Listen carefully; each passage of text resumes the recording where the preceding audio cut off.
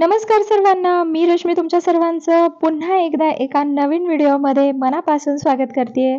तर जुनी पेन्शन योजने याबद्दल राज्य सरकारने काय निर्णय घेतलेला आहे तर ते आपण आजच्या व्हिडिओमध्ये जाणून घेणार आहोत. तर व्हिडिओला सुरुवात करूया.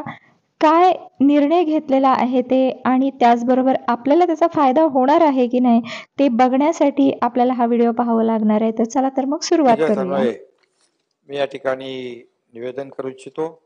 राज्यातील राज्य शासकीय अधिकारी कर्मचारी समन्वय संघटनेने आपल्या विविध मागण्यांसाठी दिलेल्या निवेदनावर माझ्या अध्यक्षतेखाली व दोन्ही उपमुख्यमंत्री यांच्या उपस्थितीमध्ये काल दिनांक 13/12/2023 रोजी एक बैठक झाली.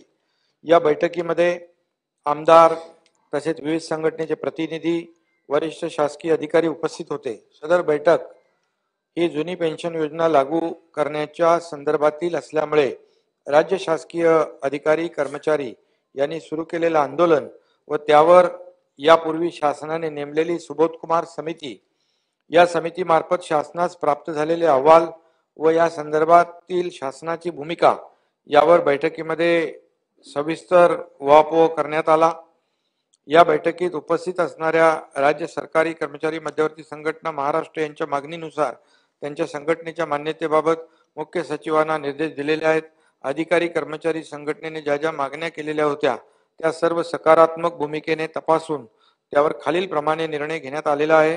दिनांक 31/5/2005 पूर्वी जाहिरात दिलेल्या अधिसूचित केलेल्या पदावरील नियुक्त्यांना यामध्ये महाराष्ट्र नागरी सेवा निवृत्ती वेतन नियम 1982 अंतर्गत समाविष्ट करण्याबाबत याबाबतचा प्रस्ताव मान्य मंत्रिमंडळापुढे मान्यतेसाठी ठेवण्यात येत आहे व याचा लाभ सुमारे 26,000 अधिकारी आणि या कर्मचाऱ्यांना होणार आहे.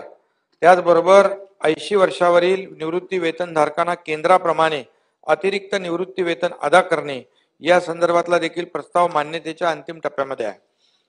त्याचबरोबर तिसरा, सेवानिवृत्ती उपदान मृत्यू उपदानाची मर्यादा केंद्राप्रमाणे वाढवण्याबाबत देखील निर्णय करण्यात येत आहे. त्याचबरोबर निवृत्ती वेतन अंश राशीकरण पुनर्स्थापना कालावधी कमी करण्याबाबत याबाबतचा देखील प्रस्ताव मान्य करण्यात येत आहे. वित्त व लेखा या विभागातील सेवा प्रवेश नियमांबाबत या संदर्भात बैठक झाली असून निर्णय अंतिम टप्प्यात आहे.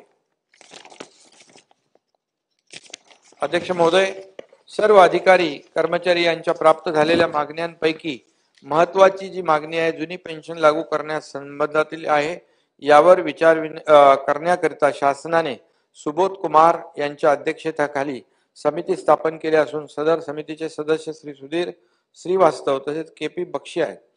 जुनी पेन्शन योजना लागू करण्यासंबंधात नेमलेल्या या समितीने आपला अहवाल गेल्याच आठवड्यात शासनास सादर केलेला आहे. यामध्ये समितीने सुचवलेल्या तरतुदी लागू करण्याकरिता त्याचा सविस्तर अभ्यास होणं आवश्यक आहे, कारण फायनान्शियल इम्प्लिकेशन आणि या संदर्भामध्ये सदर अभ्यास करण्याचे निर्देश अतिरिक्त मुख्य सचिव वित्त व अतिरिक्त मुख्य सचिव सेवा यांना देण्यात आले आहेत. हे दोन्ही अधिकारी संघटनेच्या प्रतिनिधींशी विचार विनिमय करून आपले मत मुख्य सचिव यांच्या मार्फत शासनात सादर करतील. निवृत्त होणाऱ्या कर्मचाऱ्यांची आर्थिक व सामाजिक सुरक्षा जुन्या पेन्शन योजनेप्रमाणे योग्य प्रकारे राखली जाईल या मूळ तत्वावर शासन ठाम आहे. प्राप्त अहवाल व त्यावरील चर्चा व अंतिम निर्णय हा या तत्वाशी सुसंगत असेल. सदर अहवालावर अंतिम निर्णय येत्या अर्थसंकल्पीय अधिवेशनात घेण्यात येईल. मी सदनास ग्वाही देऊ इच्छितो की संघटनेच्या मागण्यांप्रती शासन सकारात्मक आहे. त्यामुळे संघटनेने सुरू केलेला संप त्वरित मागे घ्यावा व सर्वसामान्य जनतेची गैरसोय होणार नाही याची काळजी घ्यावी असं मी सर्वांना आवाहन करीत आहे. आजच्या व्हिडिओमध्ये इतकंच. भेटूया उद्याच्या एका नवीन व्हिडिओमध्ये आणि नवीन माहितीसह. तोपर्यंत व्हिडिओ बघितल्याबद्दल सर्वांना खूप खूप धन्यवाद. जय हिंद, जय महाराष्ट्र.